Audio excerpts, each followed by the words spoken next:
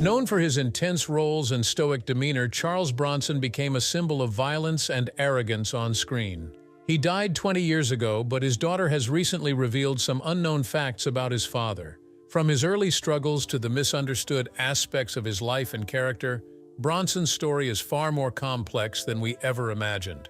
Keep watching this video as we uncover the story of the real Charles Bronson. A rough beginning. To truly grasp who Bronson was, we must rewind to his beginnings.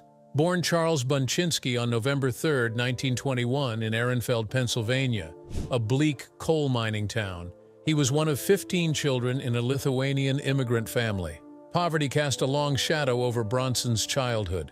He wore his sister's dresses to school, shaved his head to ward off lice, and felt compelled to start earning a living far too young. The harshness of life pushed him to take up smoking at just 9 years old.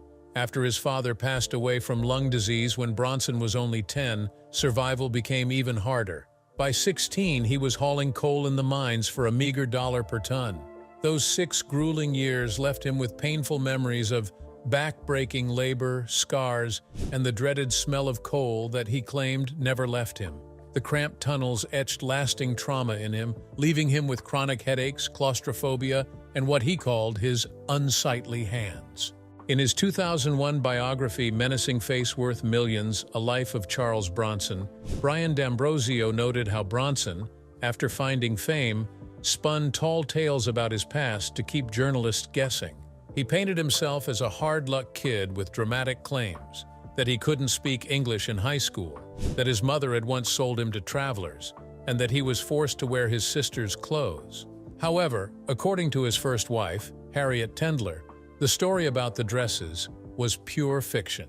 His brothers loved to tease him about those wild tales he'd made up, she said. But amid the myths, one truth stands out. Being drafted into the Army in 1943 marked a turning point in Bronson's life. Military service and the path to Hollywood. The kid who once joked about waiting on street corners with a milk bottle ready to rob someone found a renewed sense of purpose in the military during World War II. Assigned as a gunner and driver, rumors swirled that he served as a tail gunner, flying 26 combat missions in the Pacific. Although he rarely spoke of his wartime experiences, Harriet recalled his deep sense of pride in his service. Still, Bronson's Army stint wasn't without incident. In Bronson's Loose Again, on the set with Charles Bronson, author Paul Talbot shared a story of a conflict in Kingman, Arizona, where Bronson clashed with a sergeant during gunnery training. I picked him up and threw him. For some reason, I thought as long as I didn't hit him, I wouldn't get into trouble. But when he landed, he broke his arm, Bronson admitted. His punishment was 6 months of hard labor, lugging sides of beef and hauling out garbage, a humbling experience for the man who would later command the screen. Following his honorable discharge in 1946, Bronson's path to stardom began with humble jobs: a baker in Philadelphia, a bingo caller on the Atlantic City Pier, while he slowly nurtured his true passion for the arts. A twist of fate came when he encountered a group of actors who spotted his skill as a painter and invited him to help with set design. But before long, Bronson found the thrill of performing irresistible. Encouraged by his new friends, he gave acting a try, and by 1949 he was off to California, taking acting classes and meeting his first wife, aspiring actress Harriet Tendler. They married that same year, with 27-year-old Bronson beginning his journey alongside 18-year-old Tendler. His on-screen debut came in the 1951 film You're in the Navy Now, which he humorously claimed he landed simply for his unique ability to burp on cue. However, his rugged looks and unrefined style were far from the Hollywood ideal of the time, making his rise to stardom an uphill battle. From Charles Bunchinsky to Charles Bronson. Initially, Bronson used his birth name, Charles Bunchinsky, but it soon posed a risk during the communist witch hunts of the McCarthy era. Fearing his Lithuanian name might attract unwanted attention, he decided to change it. While driving with fellow actor Steve McQueen, they spotted a sign reading Bronson Street, and McQueen, with a spark of inspiration, shouted that it was the perfect name for his friend. Bronson took McQueen's advice, adopting the name that would soon become synonymous with the rough, tough anti-hero. Ironically, Bronson's father, Valteris Bukinski, had once changed his name to Walter to sound more American. A friendship before fame. Before they were stars, Bronson and Jack Klugman shared an apartment in New York City during the late 1940s, each hustling to carve a path in the acting world. Their friendship blossomed during those lean years, and even after they went their separate ways, the bond remained strong. Klugman later reminisced about their shared quirks, particularly Bronson's unexpected knack for ironing. "He was a damn good ironer," Klugman jokes, a talent that contrasted sharply with the gritty, no-nonsense characters Bronson would become known for. Their shared past painted Bronson in a more relatable light, reminding those who knew him that even a future Hollywood tough guy had a touch of domestic flair. Self-made language learner. Bronson's journey with language was rooted in his Lithuanian heritage. At home, Lithuanian was the norm, with English taking a back seat until he entered school. Growing up in a multilingual community, he leaned heavily on Lithuanian with friends, only learning English out of necessity as he ventured into acting and later joined the Air Force. Self-taught in English, Bronson developed a distinctive accent that often led his fellow servicemen to think he was a foreigner, a misconception that added to his unique challenges. Remarkably, he went on to master not just English but also Russian and Greek, a testament to his adaptability and linguistic skill. Rise to stardom. In 1958, his role in Machine Gun Kelly put Bronson on the map, particularly drawing the admiration of French actor Alain Delon, who invited him to Europe. Bronson's European debut came in the 1968 film Adieu l'ami, Farewell Friend. At first unsure, Bronson accepted the role after learning that European cinema valued character and depth over appearance, a refreshing shift from Hollywood's focus. Adieu l'ami became a blockbuster hit in France, turning Bronson into a beloved star across Europe. In the United States, he was still carving his niche, but that changed as he took on roles like Lieutenant Danny Tunnel King in The Great Escape. This part hit close to home, mirroring Bronson's own claustrophobia, a fear rooted in his days as a coal miner. In a memorable scene, he taps into this phobia, adding a layer of authenticity as his character panics in the escape tunnel. "Even now, when I'm in the back of a car, I get those feelings," he admitted in a 1970s interview. The weight of his past. Bronson's intense, stoic on-screen presence was shaped by the hardships of his early life. Film critic Roger Ebert once noted that Bronson's real-life personality mirrored his characters, uncommunicative and private, preferring solitude over socializing. Many critics suggested that Bronson's reticence stemmed from feeling overlooked by Hollywood, which took longer to appreciate his talent than European audiences did. This sense of being undervalued fed into his reserved, mysterious persona, giving him an enigmatic air that kept fans intrigued but distant from his guarded emotional world.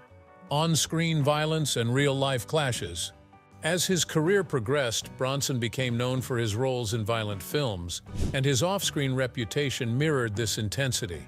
His stoic face and silent demeanor often led people to perceive him as someone who had experienced real violence, which wasn't entirely untrue. There were reports of Bronson getting into physical altercations on set, including a famous incident where he left a director gasping for air after an argument. His fiery temper wasn't limited to altercations. He was notoriously difficult with directors who he felt didn't understand his vision, and he often scoffed at the Hollywood nonsense he encountered. In a 1971 interview with Paris Cine Review, he didn't hold back, saying, "Most producers and directors are ID. Everyone in the film thinks only of money." Directors who worked with him had their share of tales about their volatile relationship with Bronson. Don Siegel, in his autobiography A Siegel Film, recounted that while filming Telephone, actress Lee Remick was so intimidated by Bronson that she hesitated to touch his face in a scene. When Siegel asked her why, she nervously replied, "I don't dare. He'll bite me." Bronson also had a problematic relationship with the press. He reportedly expressed discomfort with in-depth interviews. When journalist Stephen Whitney wrote, "Charles Bronson Superstar, the real man behind the rock-hard macho image." In 1975, Bronson was outraged by the content, especially its comments on his wife, Jill. According to accounts, Bronson allegedly tried to halt its release and may have attempted to buy copies of the book. Film critics weren't spared his scorn either. He once remarked, "We don't make movies for critics since they don't pay to see them anyhow." Roger Ebert, after a 1974 interview, commented on Bronson's capacity for violence, noting the fierce intensity in his eyes. Discussing critic Jay Cox's harsh review of The Stone Killer, Bronson ominously said, "One way or another, sooner or later I'll get that man. Not physically, but I'll get him." He also had little patience for younger Hollywood actors, once calling them full of bull. In a 1977 interview with The Washington Post, he expressed his conviction that his real-life experiences gave him an edge over the method guys of the industry. "I can play the character better because of my experience, because of the things I've been through," he said. He also singled out actors like De Niro, Stallone, and Pacino, suggesting they all seemed like variations of each other. Dismissing the idea of awards, Bronson brushed off the Academy as a lot of bunk. Notably, his only major nomination was an Emmy nod in 1961 for his role as Soldier Conlon in Memory in White, a television episode starring Ronald Reagan. Working with Walter. Despite these clashes, Bronson was deeply respected by those who knew him well. His 1975 role in Hard Times, Walter Hill's directorial debut, saw Bronson as a bare-knuckle fighter, a character that required both grit and physical stamina. Hill, who directed Bronson's wife in Hard Times and later helmed Southern Comfort and 48 HRs, recalled Bronson's impressive physicality. "He was in remarkable shape for a man his age, about 52 then," Hill shared in the Hollywood interview. "His coordination was exceptional, and he had a fantastic build. The only drawback? Bronson's smoking habit impacted his endurance." Hill noted, "He could probably take anyone on set, but he wouldn't last more than 30 or 40 seconds." Their professional relationship took a hit over Hill's decision to trim scenes featuring Bronson's wife, a choice that Bronson found overly strict. After this, Hill noticed Bronson's shifting warmth toward him. "Once at a party, he walked right past me without a word. But then, a year later, he treated me like an old friend," Hill recalled, underscoring Bronson's unpredictable nature. The battle over his character's mortality. Bronson, known for embodying indomitable characters, had no tolerance for seeing his on-screen persona killed off. When handed a script that doomed his character, he wasted no time in confronting the director. In 1991, Richard Crystal sent Bronson the script for City Slickers, hoping he would take on the role of Curly, the tough, seasoned cowboy. Within a day, Bronson called him back, livid. "He cursed me out," Crystal recounted in 2021. Bronson exclaimed, "I'm dead on page 53. How could you do this to me? Charles Bronson doesn't die." This defiant stance, rooted in his reputation as the unbreakable hero of Death Wish and other films, was part of the tough guy legacy he carefully cultivated.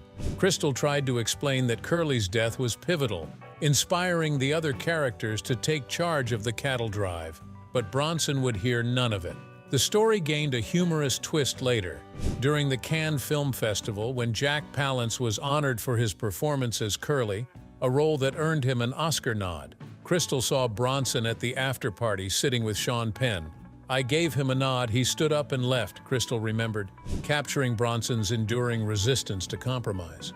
Director Sean Penn, who worked with Bronson in The Indian Runner, experienced a similar clash. When Penn's script required Bronson's character to die by suicide, Bronson voiced his concern, particularly about how his Italian fan base would react. "Are you sure we need that scene?" he asked, hinting at his reluctance. Though Penn and Bronson shared a good rapport, the veteran actor's steadfast resistance to shedding his iconic mustache became another sticking point. When Penn joked about it, Bronson gave him a hard look and warned, "You better not be kidding." The defining role, Death Wish. At age 52, Bronson accepted the role of Paul Kersey in Death Wish, 1974, a career-defining moment that cemented him as the embodiment of vigilante justice. In the film, Kersey, a mild-mannered New York architect, transforms into a vigilante after a brutal attack on his family. This gritty portrayal of a man seeking justice in a lawless world resonated deeply with audiences. Yet the film was not without controversy. Director Michael Winner recognized Bronson's intense presence as perfect for the complex role of Kersey, a peaceful man pushed to confront crime head-on. Young actor Jeff Goldblum, making one of his first film appearances, played a gang member in Kersey's haunting revenge tale. However, Death Wish wasn't initially conceived with Bronson in mind. When Winner began casting, He offered the role to Hollywood heavyweights like Clint Eastwood, Frank Sinatra, and even Henry Fonda, who rejected the role as distasteful. But Bronson, ever true to his formidable persona, seized the chance. "I'd like to do it," he told Winner. When the director clarified if he meant the movie, Bronson answered in his typical, intense style, "No, I'd like to shoot muggers." Bronson's take on Death Wish message. The bold portrayal of vigilante justice in Death Wish sparked intense debate. Some even warned Bronson of its dangerous potential, including his agent, Paul Kohner. However, Bronson argued, saying, "An eye for an eye makes the whole world blind," viewing the story as a cautionary tale rather than an endorsement of violence. Released on July 24, 1974, the film, made with a $3.7 million budget, became a blockbuster, raking in over $22 million. In a single week at one New York theater, it made $70,000, breaking the record of The Godfather at the same venue. The novel versus the film? Originally based on Brian Garfield's 1972 novel, Death Wish had a distinctly different tone in the book than the one presented on screen. Garfield had envisioned a nuanced exploration of the consequences of revenge and was disappointed with the film's direction. Imagining Jack Lemmon in the lead and Sidney Lumet at the helm, Garfield had crafted a complex tale that diverged from Michael Winner's gritty, action-heavy approach. Reportedly, Winner responded to Garfield's criticism by downplaying the popularity of Garfield's novel, allegedly remarking that it had barely sold 3 copies, and challenged Garfield's vision by asking, "Did you think you were writing a fairy tale?" Death Wish's enduring impact and controversy. The unexpected success of Death Wish sparked 4 sequels, with Bronson reprising his role in films released in 1974, 1982, 1985, 1987, and 1994. However, Garfield remained vocal, dismissing the sequels as shallow and lacking the depth of the novel. The Death Wish series continued to stir cultural conversations, especially in 1984, when the real-life subway vigilante, Bernhard Goetz, shot 4 men on a New York City subway. When asked about Goetz, Michael Winner sarcastically commented, "If he's going to shoot someone on the subway, why not during our opening?" His remark fueled ongoing debate around vigilante justice and the film's influence. The cultural legacy of Death Wish even found its way into politics. In 2015, former President Donald Trump referenced the film at a rally, mentioning his handgun permit and hinting he would defend himself if attacked. The crowd cheered, chanting "Bronson" in response. Trump reportedly commented that a film like Death Wish might not be made today due to what he described as politically incorrect themes, underscoring how Death Wish had embedded itself as a provocative symbol in the discourse on crime and justice. A legacy built on toughness. At the height of his fame, Charles Bronson reportedly earned close to £2 million per film during the peak of his career, an amount bolstered by his role in Death Wish. Yet Bronson often found himself grappling with the brutal, unyielding image he'd become known for. "It's like seeing myself in a carnival mirror, distorted and menacing," he reflected in 1977. His tough persona wasn't far from reality. Director Ingmar Bergman famously described him as a man whose face is etched in violence. Bronson's rough beginnings hinted at this tenacity. He once used a bottle to intimidate strangers as a young man, broke a sergeant's arm in a brawl as a soldier, and even choked a director during an argument about a scene. By the 1980s, Bronson's name had become synonymous with toughness itself, inspiring notorious British prisoner Michael Gordon Peterson to adopt the moniker Charles Bronson. Fans worldwide celebrated him as an icon of resilience, with Italian audiences endearingly calling him Il Brutto, or the Ugly One, and the French referring to him as one of their monstres sacres of cinema. His movies often earned more overseas than they did in North America. In Japan, he was so revered that his name once appeared on a sign stretching an entire block. Bronson's global appeal solidified his place as the ultimate symbol of grit and uncompromising strength. Bronson's hidden fears. Charles Bronson, the embodiment of raw toughness on screen, was far from the invulnerable figure he portrayed in his films. In reality, he struggled with deep-rooted fears and anxieties. One of his most persistent phobias was an intense fear of germs, a condition that dominated much of his life. This germophobia led to a significant aversion to physical contact, particularly handshakes. While many celebrities would eagerly engage with fans, Bronson shied away, often appearing aloof. To those around him, it seemed like coldness, but his reluctance was a manifestation of his deep unease about germs, making seemingly ordinary interactions uncomfortable for him. Another of Bronson's hidden fears was fire. During the making of Death Wish in 1974, it became evident that Bronson harbored a significant fear of being trapped in a burning building. He reportedly refused to stay in any hotel room above the second floor, worried that a fire could block his escape. These anxieties, so different from the fearlessness his characters displayed, revealed the man behind the tough exterior, offering a glimpse into his vulnerabilities and showing that even the strongest figures can harbor hidden insecurities. Bronson's reserved nature. As his career progressed, Bronson continued to lean into roles that reflected his reserved, no-nonsense demeanor, even transitioning to television with Family of Cops. In interviews, it became clear that Bronson was uncomfortable with the limelight and preferred silence over self-reflection. When famed critic Roger Ebert interviewed him in 1974, he found Bronson to be a man who preferred solitude to conversation. "I don't ever talk about the philosophy of a picture," Bronson said bluntly. "I'm entertained more by my own thoughts than by the thoughts of others." Despite his enormous fame, Bronson had little interest in watching his own films. Instead, he sought fulfillment in creative outlets like painting and sculpting. He worked under the pseudonym Binsky to ensure that his art was valued for its merit, not for his fame. His paintings sold well in their own right, proving that his talent extended beyond the screen, adding another layer to his complex legacy. A heartfelt connection with Kurt Russell. One of the most unexpected and heartwarming moments in Charles Bronson's life revolved around his relationship with a young Kurt Russell. When Russell, then just starting his career, gave Bronson a remote-controlled airplane for his birthday, the tough actor initially seemed unresponsive. But in a surprising turn of events, Bronson later returned the gesture on Russell's birthday, giving him a high-quality skateboard. The real surprise came when a security guard tried to stop Russell from skating on the studio lot. Bronson, ever the protector, stepped in and declared, "We're both going to be skateboarding around the lot now."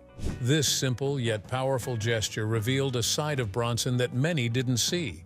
A man who, beneath his tough guy persona, was capable of genuine kindness and loyalty. Love and life beyond the spotlight. Charles Bronson's personal life was a tapestry of complex relationships, marked by both passion and heartache. His first significant romance was with actress Jill Ireland, whom he met while filming The Great Escape in the 1960s.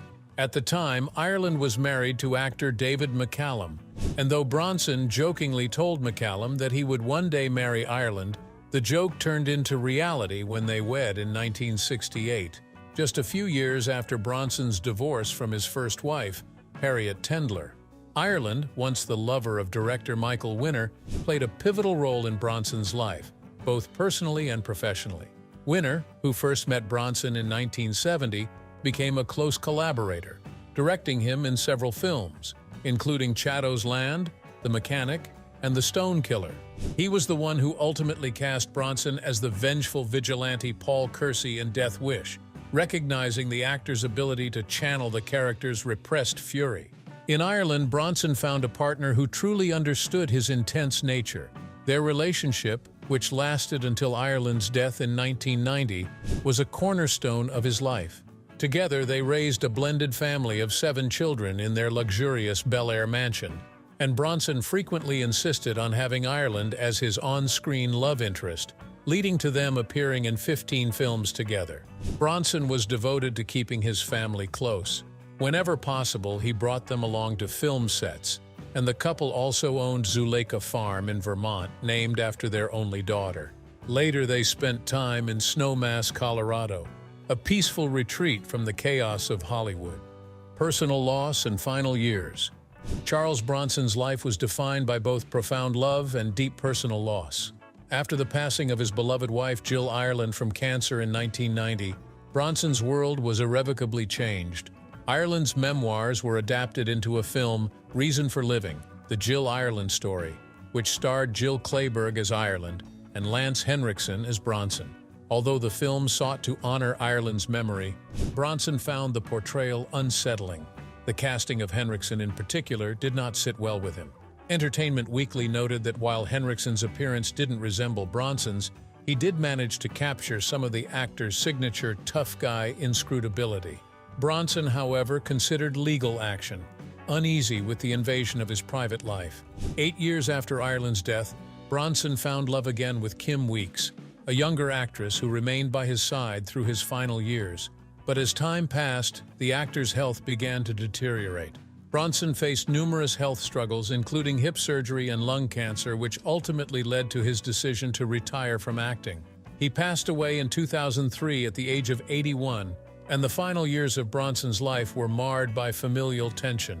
His former wife, Harriet Tendler, publicly accused Kim Weeks of manipulating the situation during Bronson's final days, alleging that Weeks prevented his family from visiting him as he struggled with respiratory failure, metastatic lung cancer, and chronic obstructive pulmonary disease.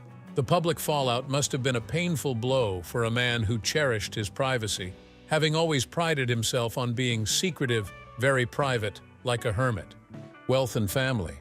Despite his rugged, no-nonsense public image, Charles Bronson was a shrewd businessman who carefully negotiated his contracts and made smart investments, leaving behind an estate worth approximately $75 million in today's terms.